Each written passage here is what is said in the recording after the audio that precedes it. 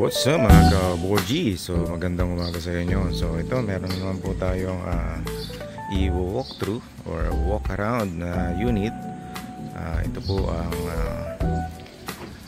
Toyota Avanza 2023. Okay, so ito na po siya. Pasensya na marumi. So ipapakita ko lang muna sa inyo yung labas niya. So ayan. Ito nga palang Avanza ang nakuha natin is may mga garnish na siya. Ayan. Tapos meron siya rito hindi ko alam kung anong tawag dyan, carrier or top carrier or anyway mga lagayan kung ano-ano, no? Ayaw ko, hindi ako fan ng ganito, no? Mga ganito, hindi ako fan ng mga ganyan. Pero tingin ko useful yan sa mga may mga gamit or pwede lagay yung bike or kung ano man, so mapaghakot, no? Yan, pwede namang alisin to rito, yan sa gilid, yan, tatanggalin mo lang yan. Pero basta hindi ako fan yan. Okay, so yan, tapos yan, may garnish na. Yan, ito nga pala yung sinop natin sa Geely brand. Okay. So yan, ano na rin siya, tawag dito is power folding. Yan, yan pong harap, papakita ko, medyo maduli, pasensya na. At kung titingnan nyo po is naka, ano na ba to? Hindi ko kabisado, pasensya na ha, first time kong i-walk through eh. Naka 185, 165 or 15 siya. So 15 lang, maliit. Pero yan po ang niya, standard na nakalagay sa kanya nung binili natin. Okay, then ikot tayo sa kabilang lugar, kabila, same thing. Tapos ito nga pala is comes with the step board. So yan, pansin nyo yung step board nya. Ito nga pala ang aking disadvantage ito is parang wala lang kasi mababa siya, so hindi mo kailangan lagyan. So siguro yung may-ari nito is pinormahan lang. So yun po yung harap. Pasensya na sa ating location ng ating walkthroughan, no? Ito yung parking ko. Ayan. Ang laki ng harap, no? Yung sa patama sa ano tawag dito, sa radiator para malamig yan, no? Okay, so ayan. Tapos may kasama na siyang, sabi nila pag lamp. Hindi ko lang alam kung pag lamp nga to dahil dapat ang pag lamp is kulay ano, di ba? Parang orange na amber. So, gano'n na yata ang mga paglamp ngayon. Okay, so maganda. Cute ang harap. Mahaba ang uso. Okay, at saka ito. Yan. Ngayon, pasukin natin. So, at saka ito nga pala, hindi siya auto or remote start kagaya ng ating Emgrand. Siyempre, Emgrand is napaka-ano po nun, ha? Lahat po ng features nandiyan na. Okay? So, kaya lang naman natin yung sinop. Dahil alam nyo na, may business tayong buy and sell. Okay? So yan, kagaya nito sa Geely, mayroong remote start. Ito wala, unlock and lock lang. Kasi ano nga pala ito, e-variant. So ngayon i-unlock natin. Okay, so yan, kita nyo, nagpa-power folding siya. Okay, so pasukin natin yung loob. Ito siya. So makikita nyo, maganda yung pangalan nito. Ito plastic, pero alam mo kung titingnan mo parang leather, no? Meron siyang may tinatawag sa ganyan kombinasyon ng brown and black. Okay, so yan ang loob. Yan, so lagyan natin ilaw ulit para lumabas, para makita nyo. So yan, umilaw ba? Parang yun, may ilaw. Okay, actually dapat ilaw to hindi ko alam ba't yun. Yan. Okay, so yan, meron siyang cup holder dito. Tapos ito yung AC vent nya. Tapos ito naka-leather na. So although pwede mo namang alisin yan kasi itong upuan na to is may action siya na kagaya nito. So subukan natin yan alisin, no? So yan ang harapan. Ito ang likod at yun yung third row, no? 7-seater nga pala to, no? Okay. So yan, sige, pasok muna tayo. Okay. Oh my goodness. Okay, siguro dahil malapit masyado, yan na, nag-iinit na. Papatayin ko muna yung sounds, yung ano ko, yung light, no? Yung flash saka ilaw. Ito kasi po natin low tech. Okay, so ayan po ang harap ang ano niya, manabela. So ang controls lang nito is volume, skip, and para sa phone, tsaka mukhang may voice command, ha? Wow, social pala to, hindi ko alam. Okay, so ayan yan. Subukan na natin i-on, tawag dito, i-switch, no? Or isusian, no? Ayan. Okay, makikita nyo pag sinusian nyo, ganyan ang mga ilaw nya. So ayan yung mga error na lalabas sa inyo kung kung may problema yung unit nyo, no? Sa ngayon wala naman kasi namatay siya. So siguro may gas ba? Okay, start ko lang. Okay, so yan mga kabordi, kita nyo yung tunog, no? Siyempre bago pa lang ang makina, bagong bukas pa lang, kaya ganun normally sa sasakyan maingay talaga. So kung hindi yan bumaba ng 700, yung pinaka RPM nya is normal lang yan. Okay, so yan, may sign siya ng temp, so dapat mawala yan bago kami mag-aircon. Ganun kami, no? Ewan ko lang sa iba dyan. Okay, so ito lang yung itsura ng dashboard nya. Yan, naka-analog.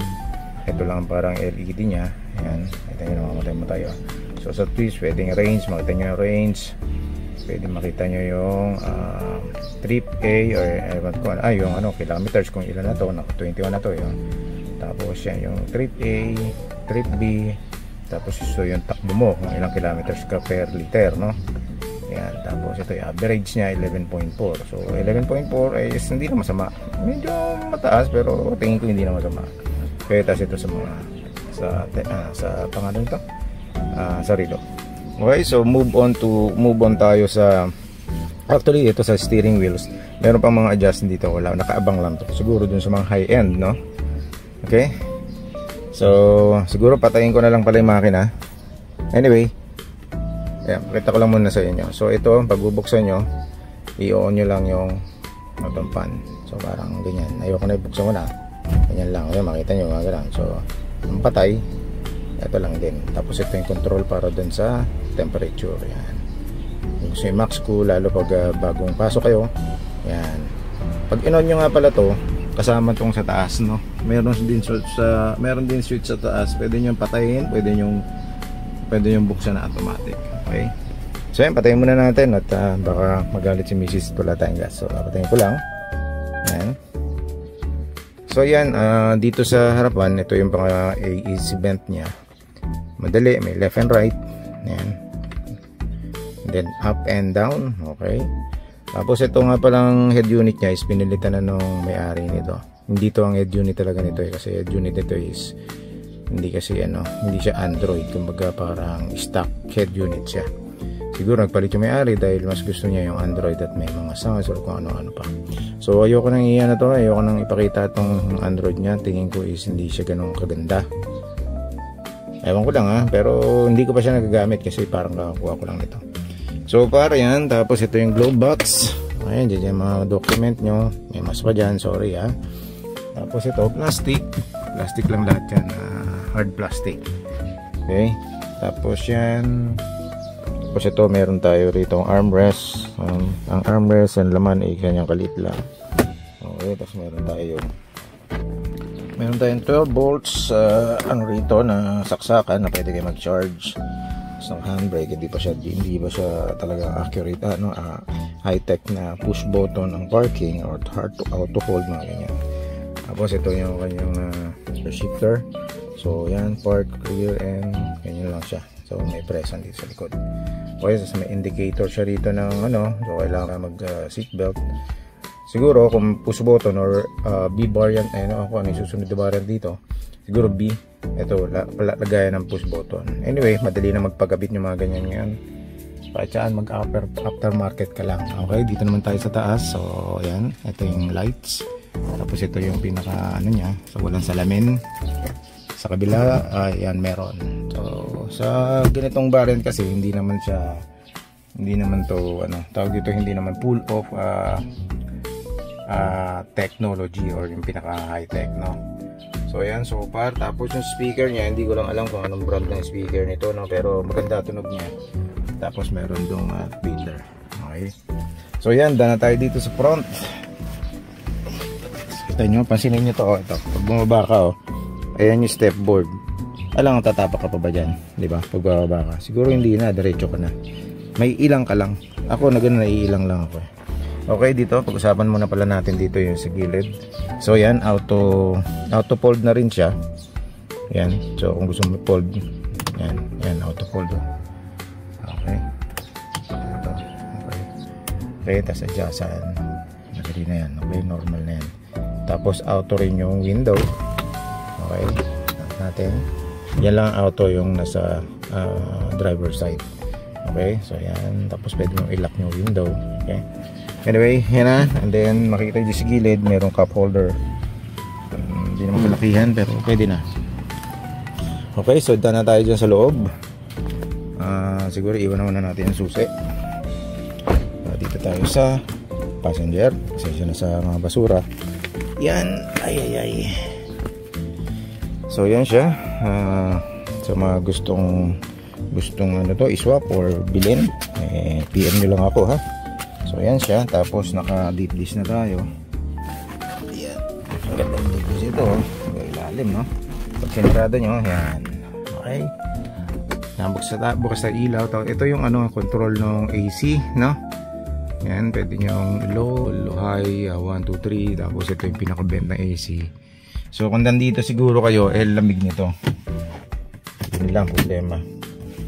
Baba tayo. Naka-charge lock ako. Hanggang makalabas. Yan. Okay, binuksan ko lang saglit. Okay, so yan po yung control nung ano, yung sa pan niya, yung merong left and right. Tapos meron ditong up and down na pwede mong adjust yung aircon. Oh, yun, yan po yung vent niya. And then sa likod, makikita nyo yung likod, third seat. Yan pang 7-seater, no? Maluwag siya. Napo-fold din siya, no? Tapos may mga kasamang mga lagayan ng mga cup.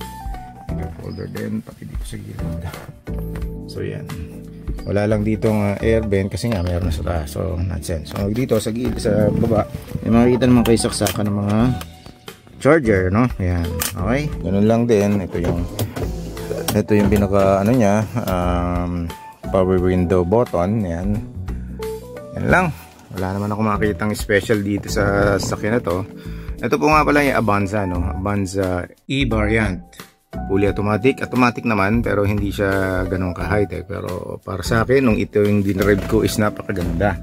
Mabilis, lakas sumatak. Ang ano nga pala nito, ang specs ng sasakyan ito is ipa-plus ko na lang sa screen dahil hindi ko kabisado, ano? Basta alam ko 1.3. So 1.3 liter CVT na siya, CVT. So alam niyo naman na CVT, magandang klaseng makina, no? Hindi mo mararamdaman na nag-ship siya. Yun ang pagkakaalam ko sa CVT. Correct me if I'm wrong sa mga nakakabasa. Comment lang kayo kung tama yung aking pinagsasabihin, no? So yan lang mga ka-board G. So lagay natin sa on. Yan. So dana tayo dito. Dana tayong pwedeng gawing ano, diba? So yan. Ayan po yung pinaka-loob niya sa second row at saka third row. Actually maluwag po yung likod nito. Yan mga. Pakita ko lang sa inyo. Pag ginanyan nyo, aangat nyo lang yan. Ayan, tapos nakabukas dito, yan po yung pinakadaanan. So yan, no? Ang luwag po ng access nyo kung gusto nyo pumunta doon sa kabila. Siguro punta na rin tayo doon sa loob para makita nyo na rin. Yes! Yeah, para makita nyo lang yung pinaka-luwag. Yan po yung luwag nya. So, pupunta tayo dito sa kabila.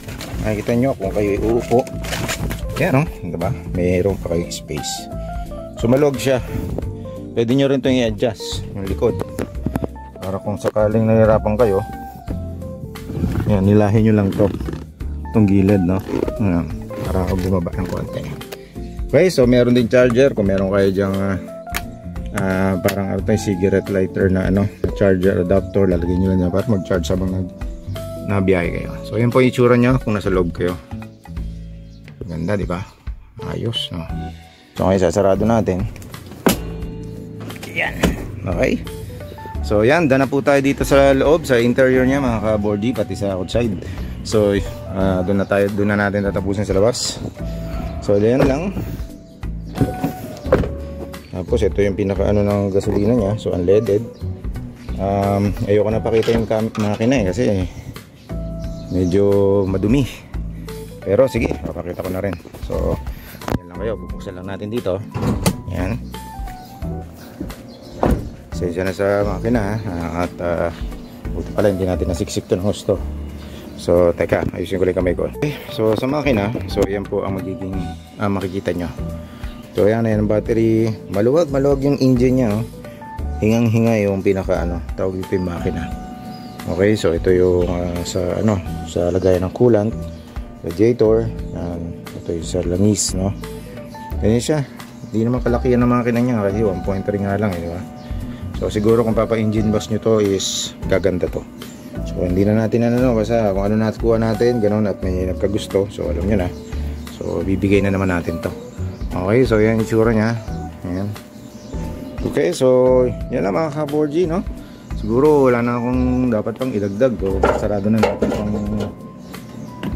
yan, sarado na natin tong hood. Yan. Okay. Yan na.